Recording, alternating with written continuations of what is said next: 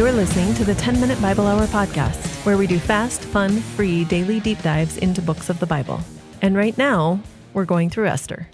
Hey, my friends, it's Matt. This is the 10-Minute Bible Hour podcast, and we just finished up Esther chapter 1, and it's a great prologue with intrigue and mystery set against the backdrop of the golden age of Persia, resplendent in its wealth and its beauty and its extravagance, but just underneath all of that gilded surface lies a seedy underbelly of tension and manipulation and sneaky power plays happening even amongst the people closest to the great king of lands, the king of kings, the king of earth and water, Xerxes, king of Persia, who ruled from his throne in Susa. We wrap things up with him making a rash decision and sending this decision out to everybody everywhere. He makes this big proclamation. And it's funny the way it's presented. I don't know. I think I touched on that just a little bit at the end of the last episode. But note that the book of Esther is funny. It's a different kind of humor than what you get in movies and TV shows and stuff today. But it's there. And notice how in the last lines at the end of chapter 1, Xerxes is upset because what are we going to do? If word gets out that my wife disrespected me, bad things are going to happen.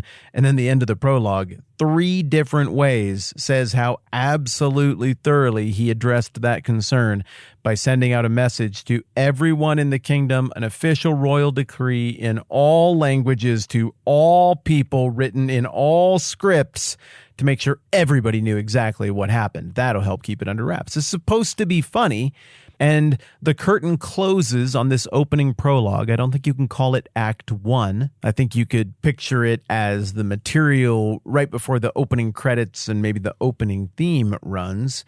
All of this is happening in 483 BC. The third year of his reign is when this big party, this war council, happens. Well, the curtains close at the end of chapter 1, as is so often the case after a prologue. Time passes, and some really big stuff happens between chapter 1 and chapter 2. So let's say we see all the actors and the art and the credits and everything else that rolls right there.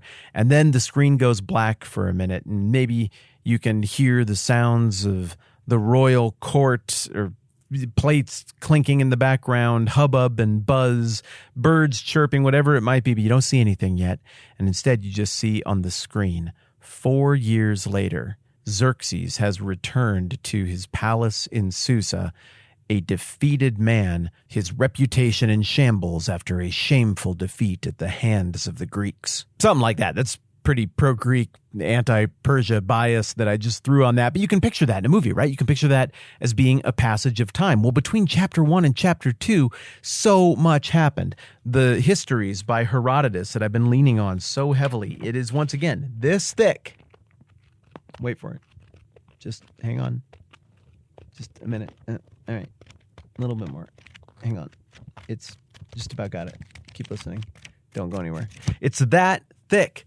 And we are finally getting to the very, very end of it. I think there were like dust mites or something in there. Woo! It's a huge story covering all these things we've been talking about it. But between chapter 1 and chapter 2, we burned through most of that material. We're basically at the end of that story now. And what happens in the interim is Xerxes does exactly what he was told to do in those 3 visions. Well, 2 for him and 1 for his buddy dressed up like him, Artabanos. The force is described over the course of pages and pages of Herodotus's work. It's that big a deal. Just all these military units from all these different parts of the world. There's a huge chunk that Herodotus gives us that is just dedicated to Xerxes sending out an advanced company of engineers to dig a canal across this peninsula that Mount Athos is on.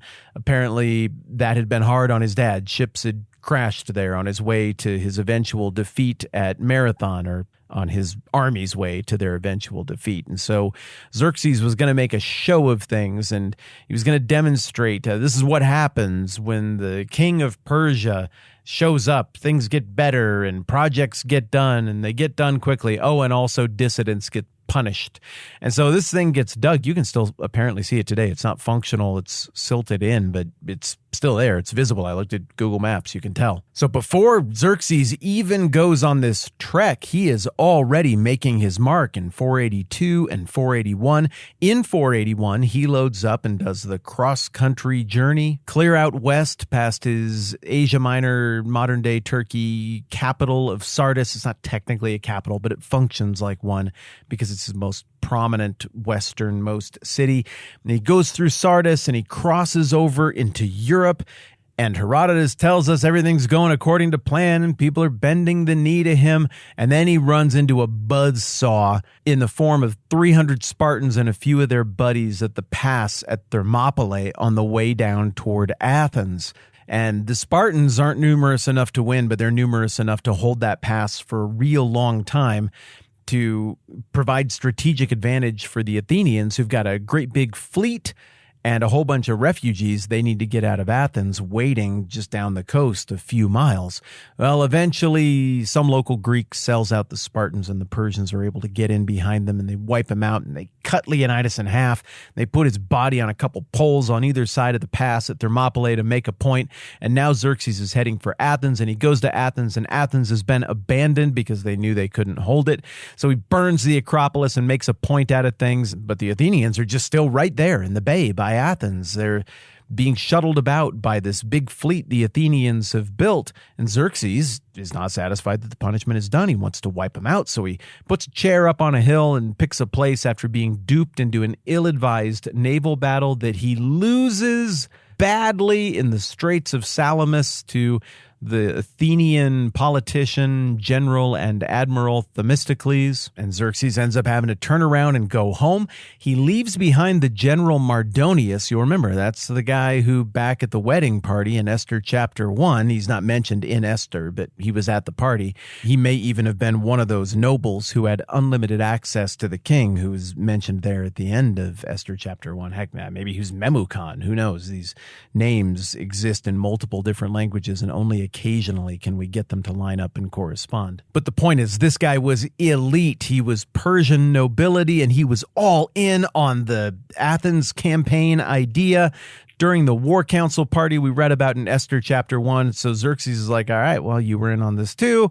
I'm going to leave you behind to clean up this mess. But Mardonius does anything but clean up that mess. Instead, he meets a Greek alliance in battle at Plataea, and not only does he lose, but he dies in that battle. And that is the end of the Persians asserting themselves in Greek territory. In fact, the way it works out is for about the next 140 years, things sit in stalemate between basically the Greek world and basically the Persian world, until finally a Greek-ish guy from up north of the Greek areas we've been talking about, the son of Philip II, Alexander III of Macedon the Great, decides that he wants to go and conquer Persia himself. Conquer the other way, that is, take the fight to them. And from the mid toward the late 300s, Alexander the Great does exactly that, defeating some distant descendant of Xerxes named Darius III in battle. To really spike the football, Alexander the Great even marries Darius III's kid. So in a way, he marries into the Achaemenid dynasty and is effectively the last emperor of Persia, because after he died without naming an heir, all of the Alexandrian conquered world got divided up amongst his generals. So that's how things kind of play out with the whole Greece versus Persia thing. And that just leaves us with one question relative to our story. Well, how's Xerxes doing? How are things going for him? You know, it's a tough stretch. He had a falling out with his wife in front of everybody. Probably after he sobered up, he realized that wasn't the best decree ever to send out. It probably felt pretty good to get out of Dodge and go on a road trip with your buddies. It would have been a lot more fun if you could have won the war, but whatever. He's a great king. He's the king of kings, right? And we find out from Herodotus that he has some hijinks on the trip back home, and we get a sense of what kind of man Herodotus at least believed he was. And tomorrow we're going to talk about post-Greek campaign Xerxes and where his head might have been as we roll into chapter 2. I appreciate you. I'm Matt. This is the 10-Minute Bible Hour Podcast. Let's do this again soon. This podcast exists because many of you kick in to make it happen, even though you don't have to. Learn more at thetmbh.com/support.